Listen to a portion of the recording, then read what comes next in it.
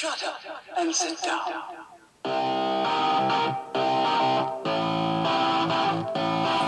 Good evening, everyone.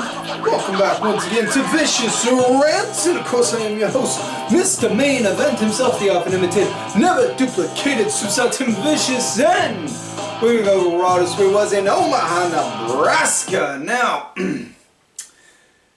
I hate bringing up bad news. I really do, folks. I know the name Vicious, it may tie in with negative, but listen, I'm not really that big of a negative kind of guy. In fact, I'm far from it. I love life.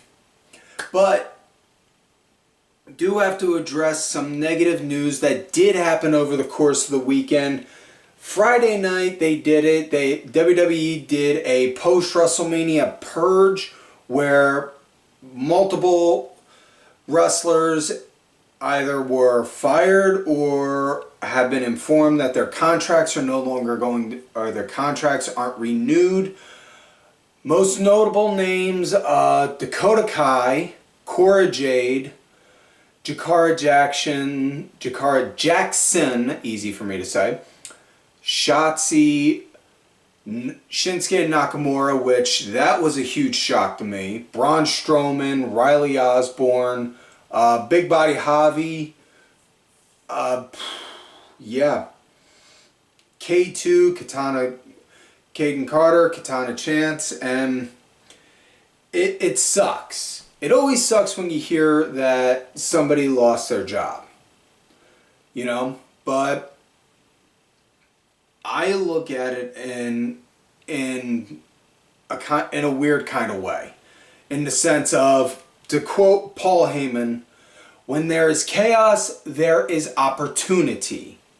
Now, the chaos being that the talent got let go. Now, opportunity comes in two sets right there. One in WWE's case where that section that got let go, now that gives opportunity for them to bring in new talent to fill that void. Now, the second part of that opportunity is the ones that got let go. They could do one of three things that Matt Cardona himself said you could do. Fade into obscurity, ride your WWE coattails, go out there, remake yourself, and make more fucking money than you ever have before. And dude, listen. If WWE is your goal, your be-all, end-all, end-game goal, cool. If not, again, cool. But if it is, then what you want to do the Drew McIntyre route. Go out there, get in the best physical and in-ring shape you ever have in your life, to the point you are no longer, to the point where you're not undesirable, you are unfucking deniable, and they have to call you within a matter of months saying, hey, any chance you'd want to come back? We're sorry about letting you go before. You know? Or if you want to go and remake yourself and become the king or queen of the indies, just like Matt Cardona did, then go out there, remake yourself, and become so undeniable. You got promotions literally going out of their way, breaking the bank, bringing you into the show, to bring you on the show. That's all I can really say. That's all I'm going to say in regards to on the fan bit, in regards on the talent aspect. From the fan aspect, I'm going to say this. If you're going to be one of those if you're going to be not stingy, wrong choice of words. If you're going to be one of those sniveling little cum crumpets that are going to go out there and bitch and complain, oh, well, if you're watching WWE after they let all that talent go, fuck you. Dude, you know what? Fuck you. Fuck you, and fuck the horse you rode in on, man. Because I have been a diehard Phillies fan my entire fucking life. Alright? When they have let people go that I liked, did that mean that I stopped watching the Phillies? Did that mean I stopped cheering for the Philadelphia Phillies? No. Fuck you. I have grown up watching wrestling. Wrestling and punk rock music have been the two fundamentals in my entire life. And I have seen both change dramatically over my 40 years on this planet. So yeah, shit changes. Shit happens. We all don't like it. Fucking suck it up and go with it. You don't like it? Feel free to holler at me. Not only am I here, you check any social media. Tim Vicious, 99%, you have a good 99% chance it's me. And if you want to say something to my face, dude, all you got to do is just show me you are here in Erie, Pennsylvania. Hit me up. We'll meet up in a place. And if you got the balls to say it to my face, brother, you could say it to my face all you want.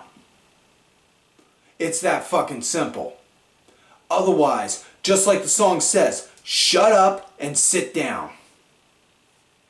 It is that fucking simple. With that said, now that I'm done going over that, sorry, these little IWC little cum crumpets want to test me and try and make me go back to my old ways and trying to be a better man. Anyways, now that we're done talking about that, let's switch gears and talk about last week via the SmackDown Rewind and the big highlights from last week's SmackDown. It started out with the megastar LA Knight, yeah, coming on out, talking about on how all he wanted was a rematch. He wanted a rematch for his coveted United States Championship. Did he get that? Nah. Instead, what he got was a #1 contenders match.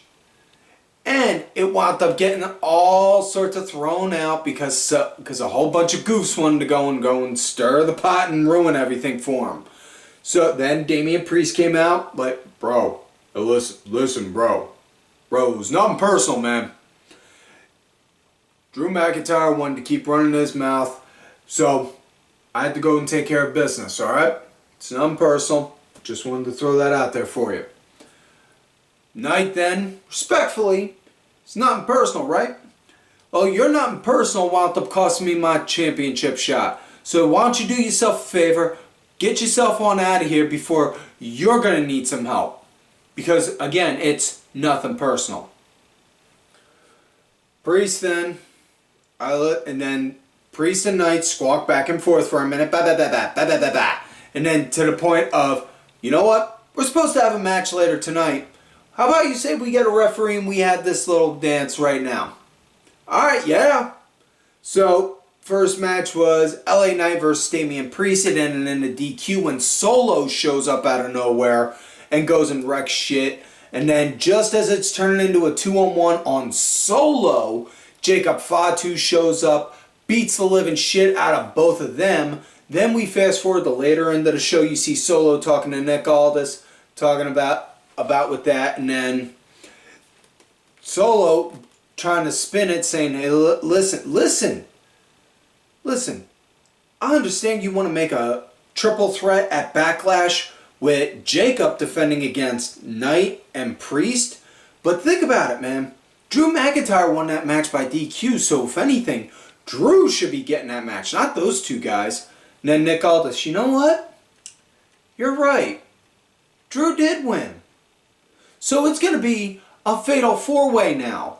It's going to be Drew McIntyre, Damian Priest, and LA Knight, yeah, against Jacob Fatu for his United States Championship. In which, best line out of that entire segment, Solo, are you trying to screw Jacob? And then Nick just not missing a beat, just steps right on up and goes and looks on down at Solo. No, you are. Like, oh, we see on where this is going now.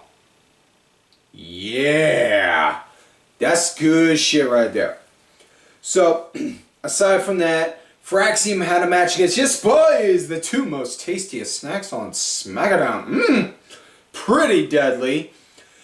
Good. I really like this match, and yes, those that know who Axiom is, yeah, we all know he was a kid, and yeah, these are all top level Euro talent that worked in NXT UK and have worked each other over in the UK and European circuits. So yeah, they know on how to work a good show, and my God, this was a good match. I loved it. I love this match. Fraxium got the win. Aleister Black had his return match against Miz. This was a good match, and I gotta tell you, I love the fact that it was Miz as his first opponent, because Miz, he is that guy who you could put him in any situation, and Miz is somehow gonna find a way to make himself relevant in it.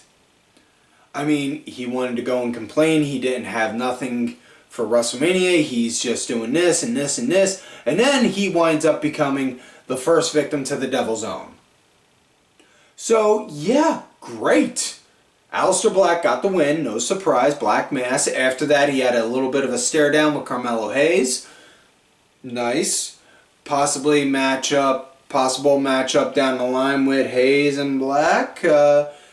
I don't quite recall off the top of my head if they said anything for Black and Hayes this coming Friday, but maybe. You know. We also had Mrs. Black, Zelina Vega, going against Piper Niven. That was a good match. Zelina wound up getting the win. Had Rey Fenix doing a match against Santos Escobar. Lucha Underground throwback right here. Rey Fenix going against King Cuerno, who King Cuerno was my fucking guy in Lucha Underground. Oh, yes. That was my Joan right there. Really dug that match. It was good. Rey wound up getting the win. Again, not a surprise there. And the main event of SmackDown was Jade Cargill and Tiffany Stratton going against Nia Jax and Naomi. And this came to be because Tiff came out earlier in the show, did a little bit of a promo talking about post-Mania, beating Charlotte, still champ, rah rah sis boom bah stuff. Until then, excuse me, lost my train of thought there for a minute. That's my fuck up on there. Wait, we can edit that, right? Ah, damn it. Dude, come on! Sorry, folks. Wait, get what you pay for with my guy for handling the camera and the production equipment. But anyways, Tiff came out doing that, and then next thing you know, Nia, she wants her shot, then Naomi, I want my shot, I got gold in my sight, now that I'm done with Jade. Then out came Jade, and then big fight, rigmarole between everyone. Nick Aldis then was possessed by the power of Teddy Long and made a tag team match. Players holla holla holla. So we got this match. It was all well and good. Good match. It ended with the faces winning. Jade and Tiff standing tall. And Jade holding the title. And then just reluctantly handing it over to Tiff, like foreshadowing into the future. So yeah, that was it for that. So with that said, let's get into this week's show. Raw, Omaha. It starts out, yeet, Jey Uso coming out. He comes out through the crowd, hypes up the crowd, and just as he's about to speak, ladies and gentlemen, mein savior, Paul Heyman, comes out, addresses the masses, and then, Jay, if I could have a word with you. You can have a word with me. Oos, I want to have a word with you. Turning your back on, turning your back on family like that? And then Paul, you're going to lecture me about turning my back on family. Yeah. Alright, so humor me on this for a moment. My best friend, who I have known for many, many years, had one goal in mind. And he finally gets to achieve it. He asks me to walk with him for that goal. Now, my tribal chief, Roman Reigns, obviously he would not be for it, no. So, what's my friend to do? He has to go and actually put it in black and white to make that happen. Not just for him, but for me. Because I wanted that for him. But I'm the bad guy because Roman wouldn't want that? No. I'm in the wrong? No. And then Paul goes off in a Paul Heyman screaming, ranting, yelling like rant.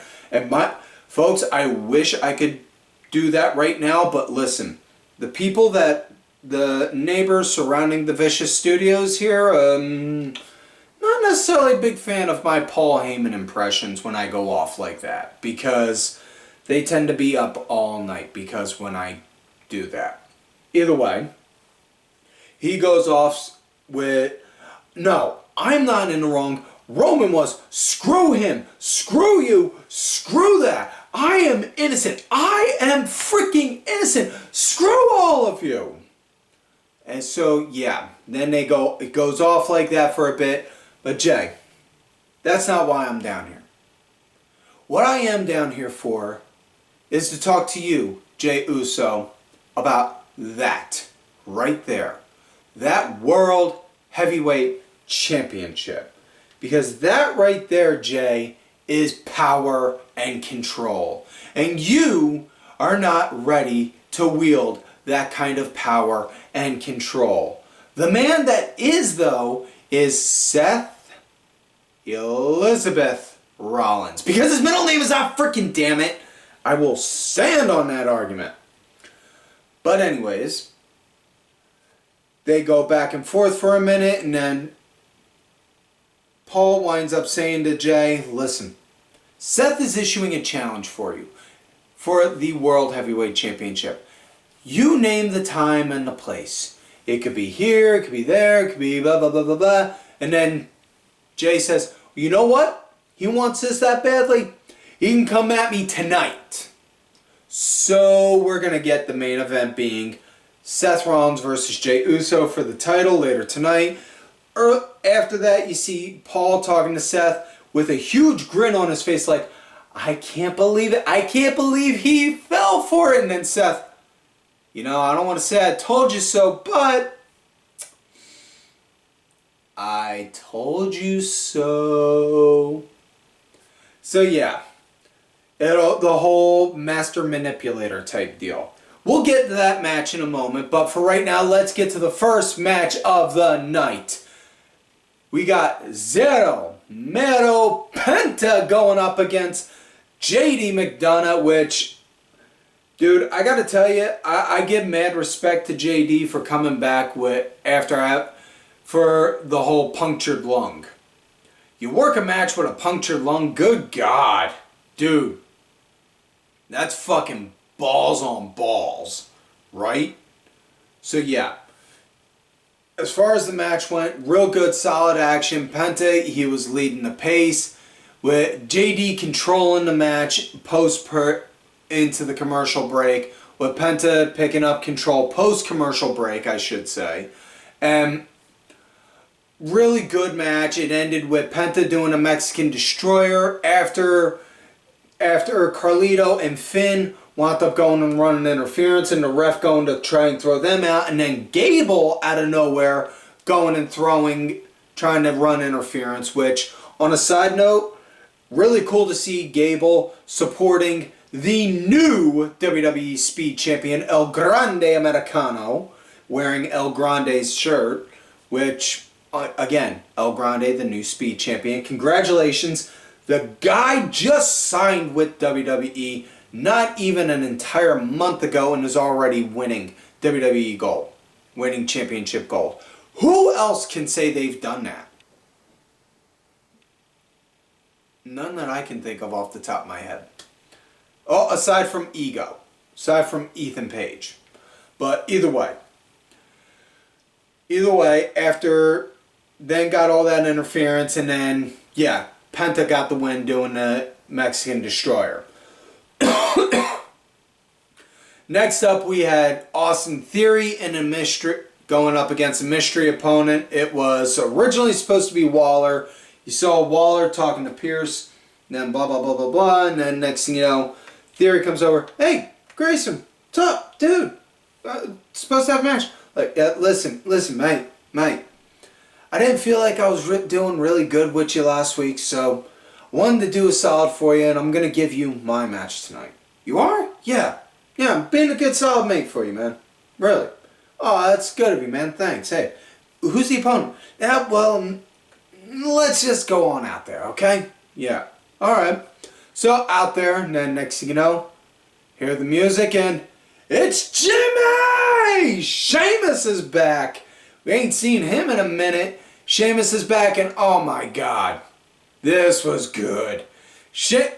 Jimmy never disappoints. I love when Sheamus shows up because you know that means somebody's getting put on the ass end of an ass whooping. And this is pretty much on how that match was. It was not a squash match, but my God, Sheamus put Theory on the ass end of an ass whooping this whole match, and the whole time Waller just kind of had a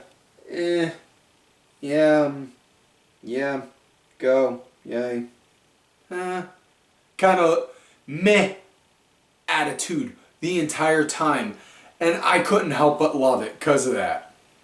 Sheamus wound up getting the win doing the brogue, and there was a small little back and forth argument between both guys after the match, but yeah. Next up we had women's action. It was Roxanne Perez going up against Io Sky, and really, really good, amazing action by both. Roxy, she was working Io's one leg. I don't want to say it was the knee, it was more like she was just trying to get the leg. Only one time did the commentators say that the knee buckled. The rest of it was, targeting the leg. Good on Roxanne. Genius of the Sky can't take to the sky if you take out her leg. Yet they just kept emphasizing leg. Leg. Not the knee, but leg. Liked that part. But Io wound up getting the win via a roll-up, and I know what you're thinking. For those long-time listeners, I know what you're thinking. Tim, don't you normally hate roll-up wins? Yes, I do. However, this one was actually clever because it was those counter after counter after counter after counter after counter after counter after counter after counter after counter after counter after counter after counter after counter after counter after counter after counter after counter roll up. And they just kept going back and forth like that with each other to the point of, okay, who's going to get gassed and who's going to be dizzy enough to not be able to kick out? Io wound up getting the win. You see Roxanne just have this look of like, wait, what? I lost? On her face. After that, she got up, stood up, shook hands, code of honor, and then as she's leaving, she's up on the entryway. Then next thing you know, wouldn't you know it, Julia out of nowhere, wham, shows up, sneak attacks Io, and then Roxanne comes back down and they start doing a 2-on-1. Now, I know also you're thinking, hey, Rhea saved her last week. Wouldn't she be there this week? No, because Rhea's out doing a press tour because other breaking news that got announced, Crown Jewel is returning, and this time it's going to be in Perth. So, Perth is hosting Crown Jewel this year instead of Saudi Arabia, which means, so, again, just wait for the inevitable January Royal Rumble clusterfuck Twitter bomb that will be the Royal Rumble PLE, but, yeah, that's neither here nor there. Next up, we got Otis going against Rusev on, which, yeah, Rusev, my God, dude. Rusev, Miro, however you want to refer to him, he was in killer fucking shape when he was in AEW. Like, he got really lean and got into serious badass mode. Rusev came out here like, dude, holy fuck. Whoa. Like, the dude looked like a fucking tank. Like, you wanted to tell, like, if you told him, Rusev, walk through that wall, like, he would walk through it like it was a knife cutting through, like a knife cutting through snow. Like a hot knife cuts through snow. Like, yeah, whoa. Damn. As far as this match went, this was 2 big meaty men with big meaty chests bumping meat. And Rusev was leading the charge the entire time. He was leading the entire time in the break. Otis built up a small little comeback on post, but it did not last long because he wound up once Otis gave Rusev a small opening, he took advantage of it, took him down, popped him in the accolade, and I've emphasized this for a long while with submissions. Don't do the quick tap out. It gets locked in right away. Tap out right away? No. Hate that. Give like 2 to 3 seconds. Like hold out like, yeah, okay, now I can't. Like, let it get wrenched in. Believe like, yeah, this is really hurting right this bad that I have to give up now. As opposed to, oh my god, it just locked in right away. Like, yeah, dude, no. But after the match, Tozawa wound up stepping up for his buddy Otis, and Rusev just looking like, no, fuck this, no, dude, no, I drop dudes bigger than you in my bathroom, like, no. And he starts to walk away. Tozawa goes over to check on Otis, and as he is, next thing you know, Rusev, boom, sneaks him, beats the living shit out of him, and beats the living shit out of Tozawa and Otis. So yeah, now we come to main event of the night. Seth Elizabeth Rollins challenging main event Jey Uso for his coveted World Heavyweight Championship. And Michael Cole did emphasize this is the first time the World Heavyweight Championship has been defended on television, on the TV, Raw in 7 months. Sorry, had to do the math in my head. And not only that, this is also the first time main event Jey Uso main events with his main event title. Main event. Sorry, it just felt like throwing all those main events at once. Anyways, nice little back and forth at the start, like playing cat and mouse, trying to get a feel for each other. Jey, he was dictating the pace of the match, and I really dug that because, normally you see Seth kind of, but man, to me anyway, watching just from my perspective, it felt like Jey was dictating the pace on it, and wow. It takes me back to when Jey initially broke up with the Bloodline when Roman said the one line, Jey, you need to understand, my job is to get us to the promised land. Your job is to keep us there. And I definitely see it going that way. Now I know for whatever reason, I don't know what it is, man, but Jey wins the title, and next thing you know, everyone's just like, on him. Like, no, dude, I liked him before. You ain't giving me no reason to not like him. Fuck it. I'm still cheering for him. So yeah, it was a good match. It came to an end via a DQ when at one point Sami Zayn came out to help equalize to make sure Bron Breakker didn't do nothing. And then when Bron took Sami out, Jey went to go check on him. Bron then speared Jey, and just as he did, next thing you know, here called the personality, out comes Punk with a chair, boom, cracks Bron, gets in there, boom, takes out Seth, so the match is thrown out, and yeah, so it ends with all three faces, Punk, Sami, and Jey standing tall in the ring, and you see Seth, Bron, and Paul Heyman all carrying up the walkway like, So, yeah.